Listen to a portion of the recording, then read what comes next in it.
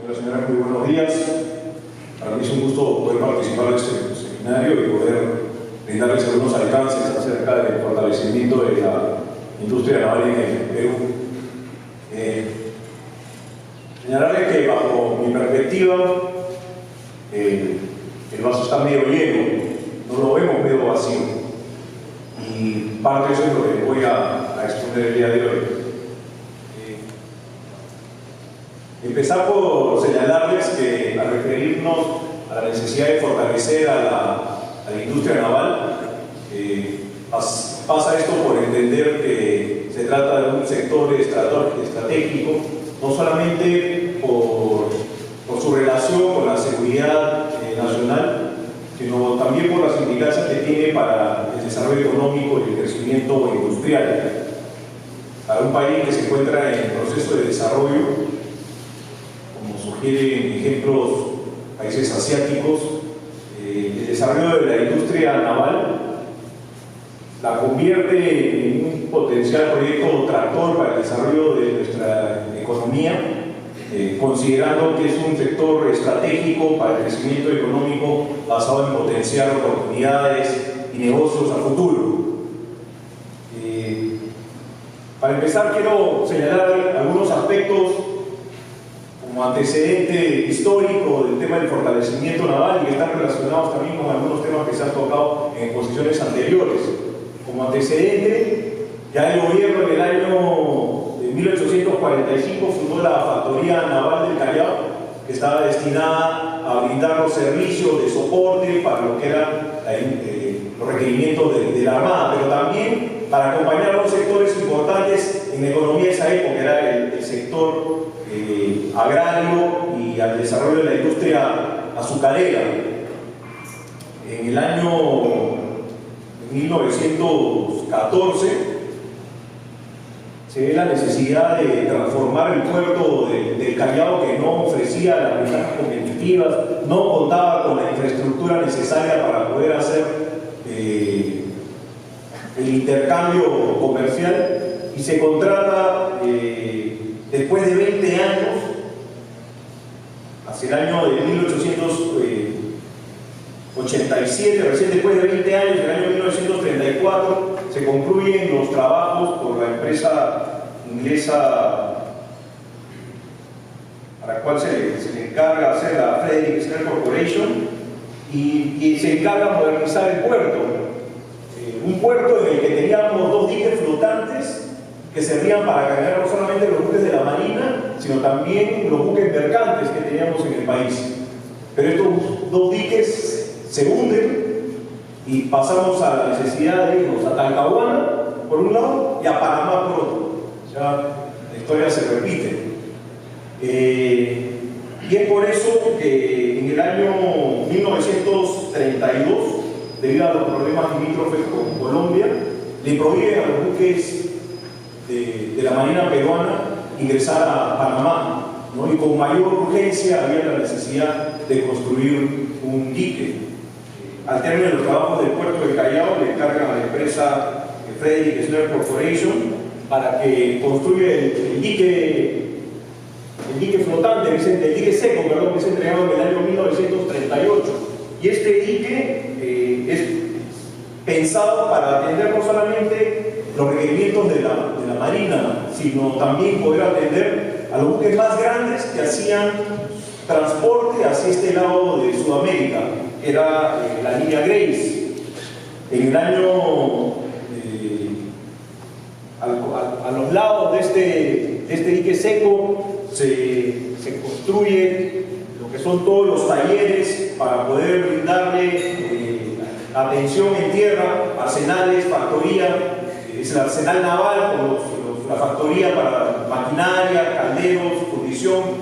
Y en el año de 1950 es transformado esto el Estado considera que es necesario pasar de un arsenal a crear el servicio industrial de la Marina, y se le encarga la administración del dique y los talleres para atender a los buques de la Armada, a la Marina Mercante Nacional y a las entidades privadas que eran atendidas en trabajos de reparación. Para poder entender a qué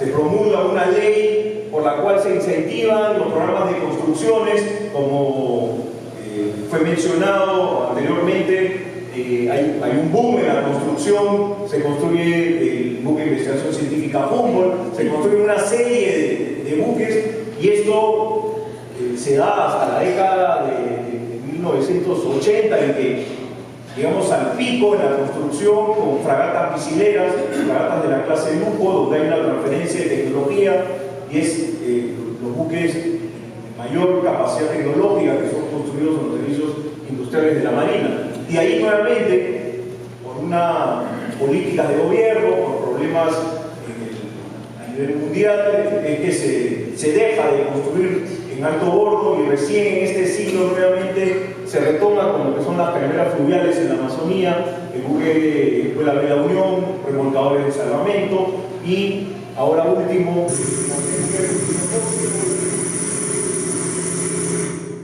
patrulleras de interdicción marítima para la Autoridad Marítima Nacional. Entonces, lo único constante que vemos aquí es que esto obedece a picos y a políticas de gobiernos, pero no a un plan que esté referido a desarrollar la industria. De otro lado, por el lado de la reparación naval, como mencioné, se construyó un dique en el año 1938, pensado en esa época para atender a estos buques, unos buques que ya fueron superados largamente por producto de buscar eficiencias en el comercio marítimo, como bien lo mencionó Alberto Mendiola. Ya estos buques no son comerciales, tenemos que crecer si es que pensamos ser competitivos en el mercado del transporte marítimo. Pero ya hay otra serie de astilleros que tienen funciones específicas en sus países. ¿Cuál es la idea de fortalecimiento de la industria naval, dado este contexto de que venimos en la parte de construcción, se ha ido retomando en el tiempo la construcción de algunos proyectos de marina principalmente, y en reparaciones venimos bastante rezagados, con un dique que no ofrece las capacidades para atender a un sector de buques no solamente nacionales, sino que también hay buques que llegan al Callao y de países vecinos, puntualmente Ecuador, con los cuales nosotros hacemos muchos trabajos de reparaciones, pero hay una cantidad de buques que no podemos reparar porque el dique no tiene el porte que debería tener para atenderlos.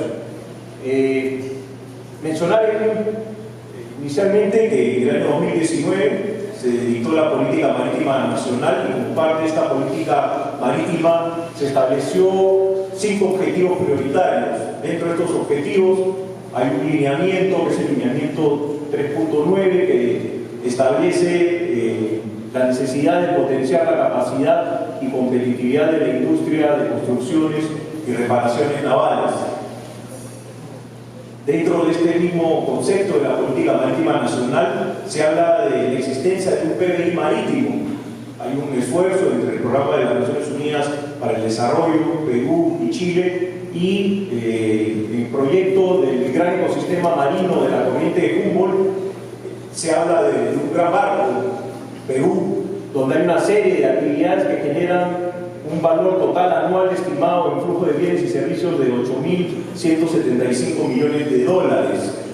Y el esfuerzo acá es medir este PBI para poder utilizarlo como indicador y ver cómo van impactando las políticas en el movimiento de estos recursos, qué tanto sube o qué tanto decrece en cada una de las actividades que se dan.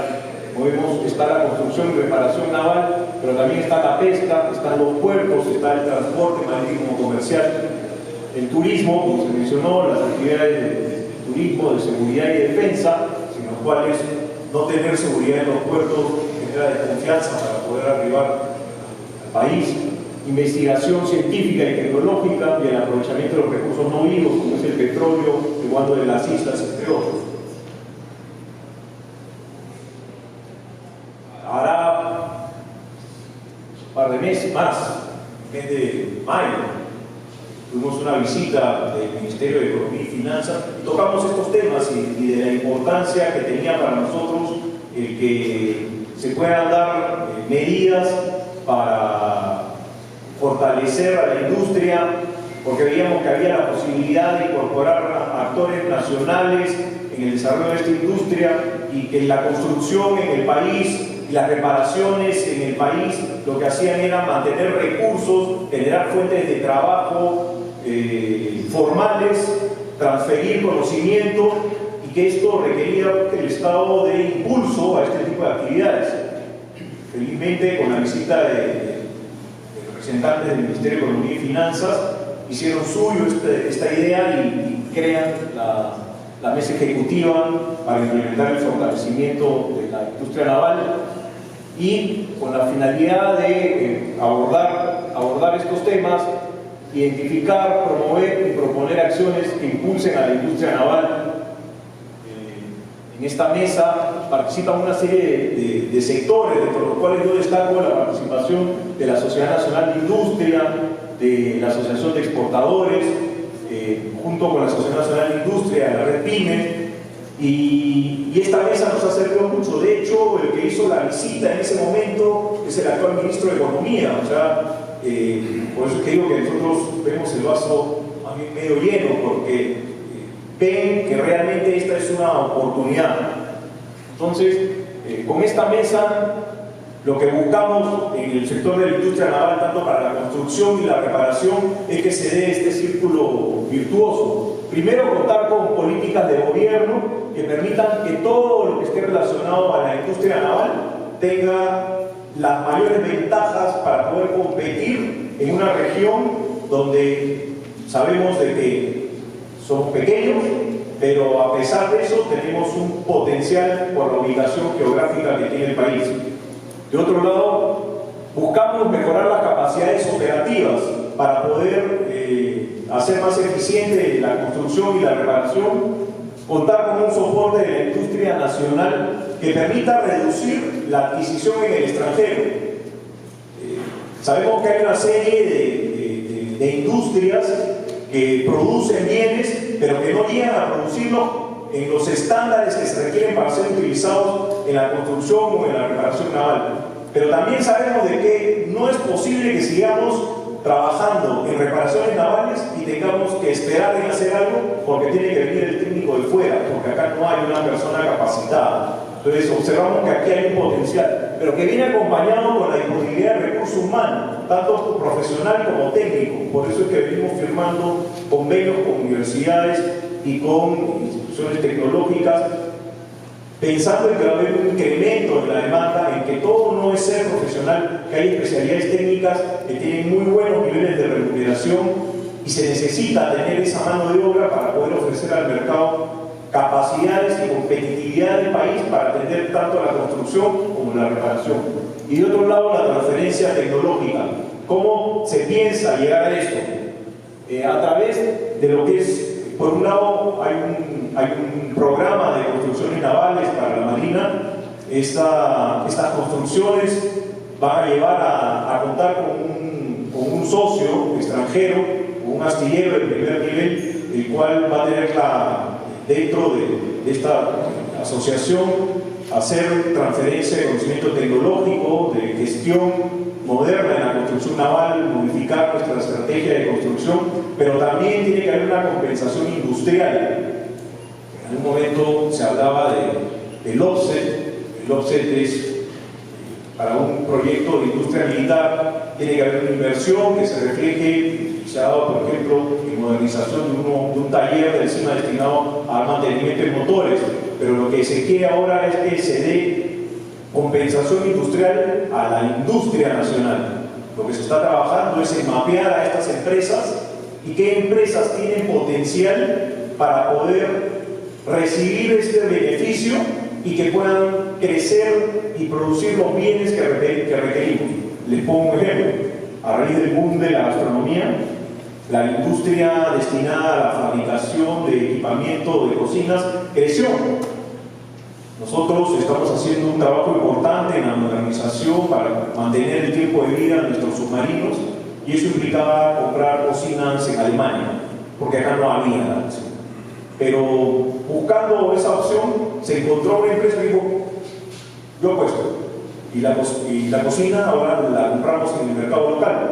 Entonces lo que buscamos es eso, es ver, sabemos que el camino va a ser largo, este programa es un programa que va a tomar varios años, no es un programa de la noche a la mañana, pero así se han desarrollado otras economías. Corea se ha desarrollado así, teniendo impulsos para salir de un modelo de explotación agraria a desarrollar una industria local que les permita ser competitivos, y son el segundo país después de China en fabricación de buques. Claro, ellos tienen 4 astilleros, China con 14, tienen mucha mayor capacidad, pero creemos, y así se ha entendido no solamente a nivel gobierno, sino también a través de las instituciones como mencionadas, Sociedad Nacional de Industria y Red Pymes, de que hay un potencial de crecimiento para el país en este campo. De otro lado, también no ha sido coordinado, pero sabemos de la necesidad de tener un nuevo dique seco. Para eso se recurrió al apoyo del gobierno de Corea, que invirtió un presupuesto importante para hacer un estudio de prefactibilidad, de determinar si era viable la construcción de un nuevo dique. El proyecto lo que contempla, y nuestro horizonte es a iniciar la construcción en 2 años.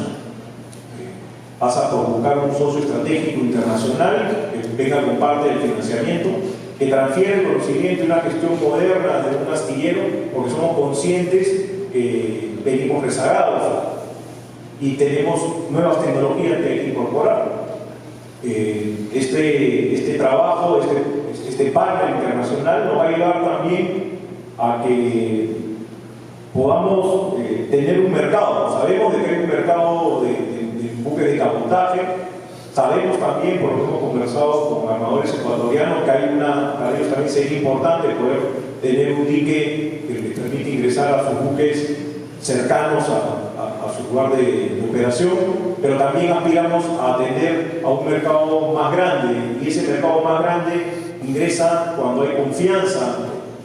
Haciendo un ejemplo bastante burdo, yo no podría abrir un taller de reparación de Mercedes en la Avenida Canadá y nadie me conoce, pero si abro un taller y digo que soy un taller autorizado por,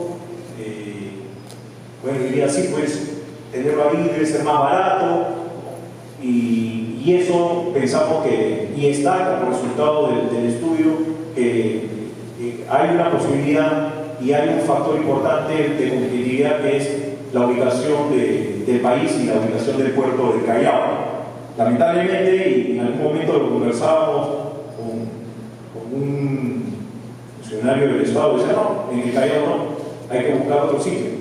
Lamentablemente no se puede, porque para poder atender la construcción yo tengo que tener una serie de servicios periféricos que en otro sitio, por la condición de Lima, se da solamente acá, y esperar a poder traer algo, si nos ubicamos pues al sur, en otro sitio donde no hay algún tipo de repuesto, nos afectaría y nos quitaría competitividad. Entonces, inicialmente, este dique tiene que estar ubicado en el puerto del Callao.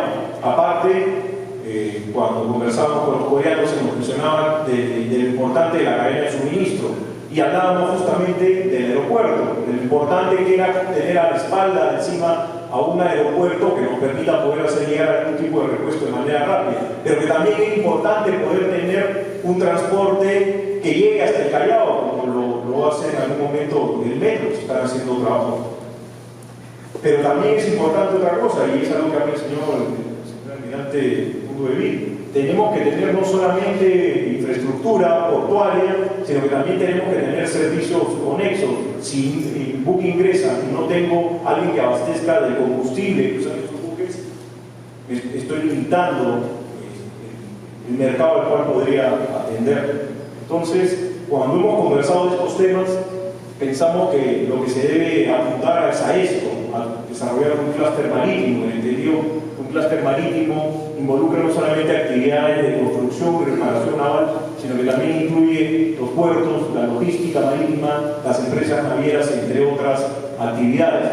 Y un actor importante para nosotros, y nos estoy esperando que salga ese resultado de las elecciones, porque el gobierno regional del Callao también tiene un rol importante para poder tener un ordenamiento en el concepto de la ciudad-puerto, no podemos mantenernos con tener un astillero y tener un dique en el cual de repente me demore pues una hora para ingresar porque hay camiones que no permiten el tránsito. Y no puedo tener un dique y tener una tripulación que para poder alojarse se tiene que ir pues, de repente hasta la avenida Salaverry porque no hay un hotel que tenga las capacidades, los requerimientos, o que no hay un restaurante. Entonces, hay todo un concepto que nosotros consideramos que debe ser incorporado acá, no solamente el fortalecimiento de la industria, sino que pensemos en el desarrollo de la industria de un clúster marítimo. No es una idea que no tenga eco en lo que ocurre en otros países. Tenemos el clúster marítimo naval español, el clúster de Río de Janeiro, el clúster de construcciones navales en Corea, el clúster marítimo de la India. Y esto no solamente se refiere al desarrollo de un clúster, sino también a otras oportunidades. Uno dice, esto lo han pensado, no sabemos que no ha sido así, pero aprovechemos la coyuntura. El puerto del Callao, el puerto de Chancay deben ser pensados en generar una competencia, ¿no? Para que entre los dos se aproveche sus fortalezas y poder desarrollar lo que se piensa de tener puertos con capacidades de ser un hub regional y poder brindar todos los servicios que se requieran.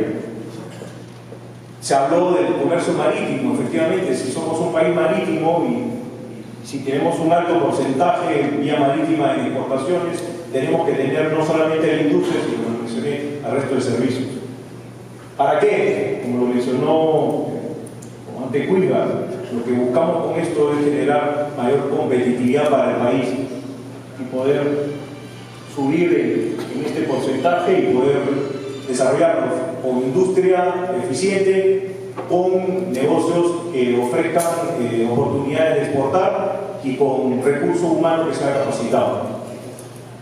Eso es todo. Muchas gracias.